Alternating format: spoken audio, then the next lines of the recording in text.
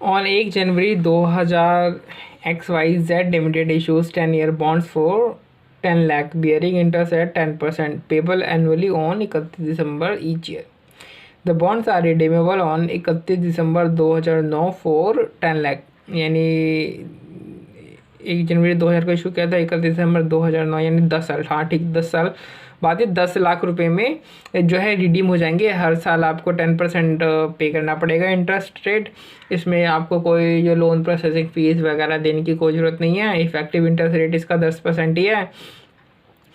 लेकिन 1 जनवरी 2005 को यानी 31 दिसंबर 2004 को क्या होता है कि जो XY लिमिटेड है और जो बॉन्ड होल्डर्स है वो अग्री करते हैं मॉडिफिकेशन करने के लिए, यानी ठीक 5 साल बाद। और मॉडिफिकेशन में क्या करेंगे कि जो टर्म है जो कि 2009 को ख़त्म हो रही थी वो 2 साल के लिए और बढ़ा देंगे और 31 दिसंबर 2011 कर देंगे। जो इंटरेस्ट है जो अभी 10% पे कर रहे थे वो 5% हो जाएगी। और पीरियड के एंड में जो आपको 10 लाख रुपीज़ देना था 2009 के एंड में, अभी वो आपको 15 लाख रुपए देने पड़ेंगे 2011 के एंड में। लीगल फीस जो है वो अब 1 लाख रुपए लग गई है मॉडिफिकेशन सब करवाने में, एग्रीमेंट वो सब में, ठीक है। और XYZ कहता है कि इसी समय जो सिमिलर लोन है वो सिमिलर टर्म्स पे वो 11% की रेट से मिल रहा है। अब हमें करना है इसका कि अकाउंटिंग करनी है, तो चलो तो शुरू करें। चलो बोलते हैं who are we, who am I, step 0 XYZ limited, क्योंकि XYZ लिमिटेड की बुक पे करना है, ठीक है। फाइनेंशियल लायबिलिटी होगी मेरे लिए क्योंकि मैंने बैंक से 10 लाख रुपए का लोन लिया है। ये मेरे लिए ऑन मार्केट टर्म्स है क्योंकि यहाँ पे कहीं पे भी नहीं दे रखा है कि मतलब इंटरेस्ट फ्री है, सिमिलर लोन कंपेरेबल लोन, ऐसा कुछ नहीं लिखा है मॉडिफिकेशन से पहले। तो ऑन मार्केट टर्म्स है। फेयर वैल्यू कितनी होगी, कोई ट्रांजेक्शन फीस वगैरह कुछ है नहीं, तो स्टेप 3 में फिर जो फेयर वैल्यू होगी वो पूरी की पूरी 10 लाख होगी। स्टेप 4 में EIR कितनी होगी, नीचे दिया भी हुआ है कि पीछे दिया हुआ था कि EIR 10% है, तो हम जो है 10% ही EIR। तो स्टेप नंबर 5 को स्किप करेंगे क्योंकि हम ऑन मार्केट टर्म्स पे हैं। स्टेप नंबर 5 को स्किप करेंगे और स्टेप नंबर 6 पे आएंगे। Step number 6 financial liability component पूछा है तो 10 लाख रुपीज़ होगा। अब स्टेप नंबर 7 में अमोर्टाइजेशन टेबल बनाएंगे। तो चलिए अमोर्टाइजेशन टेबल बनाते हैं।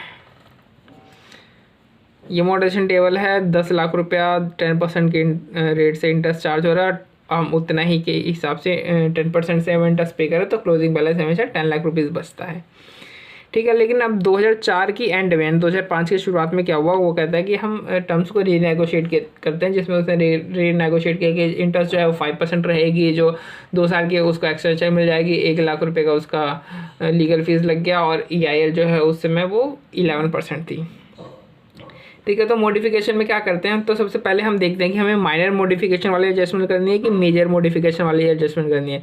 इसके लिए हमें चेक करना पड़ता है कि यानी माइनर है या मेजर है। तो माइनर मेजर इस तरीके से चेक होता है कि जिस दिन मॉडिफिकेशन हुई उस दिन जो क्लोजिंग बैलेंस था अमोर्टाइजेशन टेबल का उसके बीच में और जो फ्यूचर की जो कैश फ्लोज है उनका अगर हम प्रेजेंट वैल्यू निकाले यूजिंग ओल्ड EIR, ठीक है, तो इन दोनों में जो डिफरेंस है वो 10% रहेगा, उससे ज़्यादा रहेगा। अगर 10% से कम है तो वो माइनर माना जाएगा, अगर 10% से ज़्यादा है तो मेजर माना जाएगा।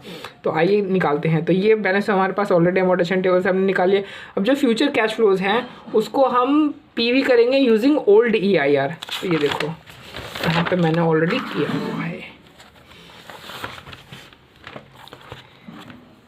ये अपने को 2005 से शुरुआत करनी है, 31 दिसंबर 2005 से, और लास्ट में 15 लाख रुपए की पेमेंट करनी है। हर साल 50,000 रुपये इंटरेस्ट देना है और जो टोटल कैश फ्लो कितनी होगी। और हमने जो PV है यूजिंग ओल्ड वो EIR यूज़ करके जो PV करी है वहाँ पे इतना अमाउंट आ रहा है 10,13,158।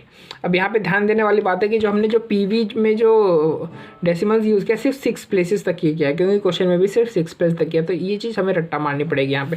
चलो कोई बात नहीं, हमने जो कैश फ्लोज थी उसको PV किया हमने ओल्ड PV, तो आंसर आ गया 10,13,158। अभी तो देखो अब 10, 15, 138 में हम जो मॉडिफिकेशन फ़ीस है जो भी हम वो प्लस करते हैं और उसमें से जो ओल्ड वाला है वो माइनस कर देते हैं, यानी ये पीवी बैलेंस है ना, ये नए वाले का पीवी, ये उसमें मॉडिफिकेशन फ़ीस हमने प्लस कर दिया जो भी हमारी 1 लाख रुपीज़ लगी है, और जो अमोर्टाइजेशन का जो क्लोजिंग अमोर्टाइजेशन टेबल का जो क्लोजिंग बैलेंस था मॉडिफिकेशन की डेट पे वो लेस कर दिया। तो जो भी डिफरेंस आ रहा है उसका हम देख लेते हैं वो इसका कितना परसेंट है। तो हमने देखा 11.32% है, मतलब 10% ज़्यादा है, मतलब 10% या उससे ज़्यादा है, तो ये एक मेजर मॉडिफिकेशन मान जाएगी। तो जो मेजर मॉडिफिकेशन होती है उसको हम ऑफ मार्केट टर्म्स की तरह ट्रीट करते हैं। तो हम अब इसकी मॉडिफिकेशन के बाद जो हमने जो ऑफ मेजर मॉडिफिकेशन, ठीक है 10% ज़्यादा होगी मतलब मेजर मॉडिफिकेशन में क्या होता है कि हम जो पुराना लोन है उसको डी रिकॉग्नाइज करते हैं और नए लोन को रिकॉग्नाइज करते हैं। तो हमें तो पता है जो पुराना लोन है उसकी वैल्यू इतनी है अभी बच रही है, तो इसको हम इस वैल्यू पे डी रिकॉग्नाइज कर देंगे, लेकिन नए लोन को किस वैल्यू पे रिकॉग्नाइज करेंगे ये हम करने जा रहे हैं कि नए लोन की रिकॉग्नाइजेशन वैल्यू कितनी होगी। तो उसके लिए हम चूँकि ये मेजर यहाँ पे मॉडिफिकेशन है तो हम जो नए लोन की रिकॉग्निशन जो क्राइटेरिया हम वो ऑफ मार्केट टर्म्स के हिसाब से करेंगे, ठीक है। तो हमें पता चल गया कि ऑफ मार्केट टर्म्स के हिसाब से करना है।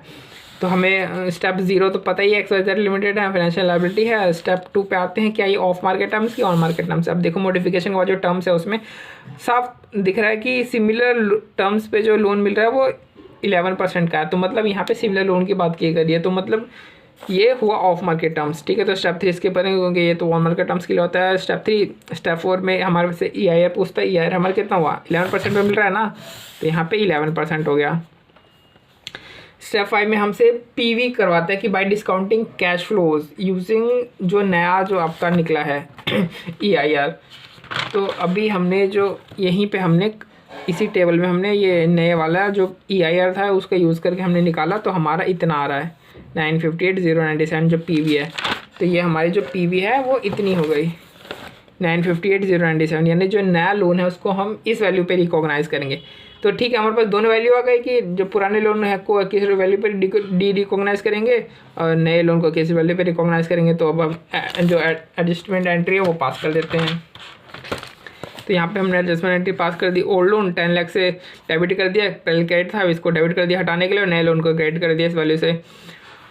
और जो मॉडिफिकेशन फ़ीस है वो भी तो नए लोन का ही पार्ट है ना एक तरीके से, क्योंकि हमने पे किया ना। तो 1 लाख रुपीज़ हमें और पे किया, मतलब टोटल आउटफ्लो इतना हुआ, टोटल डिफरेंस क्या प्रॉफिट और लॉस, हमें क्या हुआ लॉस हुआ 58,097 का।